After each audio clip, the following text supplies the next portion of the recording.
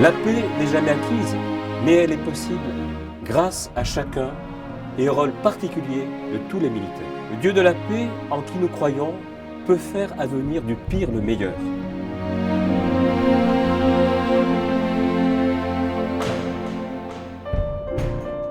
Quelle est mon action de grâce comme aumônier militaire au cœur de notre société française? Je constate qu'il y a chez les militaires une manière d'être particulière.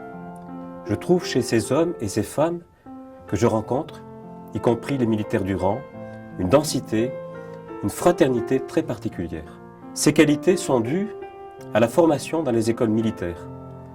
On y apprend à savoir être avant de savoir faire, être à l'heure, savoir se tenir en présence des autres, apporter la bonne tenue au bon endroit.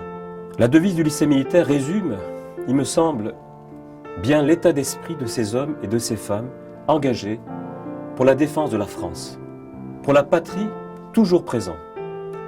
C'est aussi le même sens de l'engagement et du devoir qui anime policiers, gendarmes, pompiers et services de santé. Alors quel est mon rêve pour la France? Je citerai Martin Luther King, prix Nobel de la paix en 1964.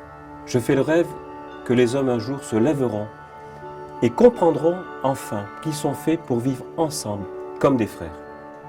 La France a besoin que ces militaires qui assurent sa défense soient encouragés et estimés. Un militaire n'est pas une machine à tuer, c'est un être humain. Beaucoup de sacrifices consentis. Nous prions pour eux, nous prions aussi pour leur famille. Quand on sait que le bien-être de la famille découle le moral du soldat. Depuis les attentats du 13 novembre 2015 à Paris, nos soldats, sans oublier toutes les forces de sécurité de notre pays, pompiers, services de santé, sont mobilisés. Une violence inouïe nous a frappés. Nous, c'est-à-dire la France, notre nation, notre patrie, derrière un même drapeau. Le Dieu de la paix, en qui nous croyons, peut faire advenir du pire le meilleur. La tragédie de la Deuxième Guerre mondiale, que l'on souhaitait la dernière, nous rappelle finalement que le mal a été vaincu par des hommes épris de justice et de paix et ont inversé un processus de mort pour que plus jamais ça, pour que la paix revienne. Et elle est revenue. La paix n'est jamais acquise, mais elle est possible grâce à chacun et au rôle particulier de tous les militaires. Nous prions maintenant pour les militaires et les forces de sécurité, sans oublier pompiers, services de santé. Notre prière revêt, et nous le sentons bien, une importance capitale. Tous ces hommes et ces femmes nous défendent et prennent des risques énormes au péril de leur vie. Nous prions pour eux avec la prière du soldat. Notre-Dame de Lourdes, Mère de toutes les réconciliations, nous venons te prier pour la paix.